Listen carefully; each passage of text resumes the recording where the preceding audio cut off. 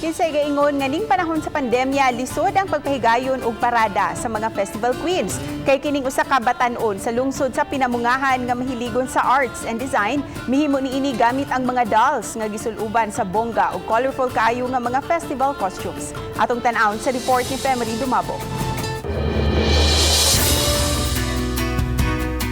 Madani kayud sa kanindot sa kadetalyado o kamabulukon nga mga gowns nga gipangsulob nining mga munika. Guess I'm headed home now. Hinugna kini sa 22 anyos nga si John Mar Natinga. Kinsa bata pa lang, pangandoy na nga makadesenyo og makahimo og festival queen costumes. Ginahan jud ko maghimo og costumes wherein festive siya bitaw tan-awon. Then sadto si wala jud ko idol. Then ma-inspired ra pud ko sa mga other artists bitaw nga makita nako.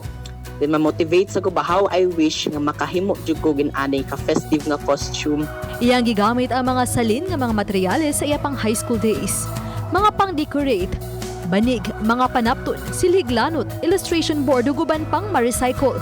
Nalipay siya nga nalingaw ang mga manghud sa iyang mga higala nga moitig iya sa munyika. Hinungdan nga gipadayon niya kini og gipost sa social media. Ug nakurat na lang siya nga nag-trending online ang iyang post. Ako mag-expect nga na atoy mag-trend siya. And then pagtug lang na ako magbuntag may bong ko 2K shares na siya. So na siya ko ni nanay nag-PM kanang available pa ba ang dal. Gisugdan niya ang paghimo niini sa niaging bulan ug karon nga daghan na kaday nahimo na usab niya kining paagi nga makakwarta aron makatigom para sa iyang pagtungha.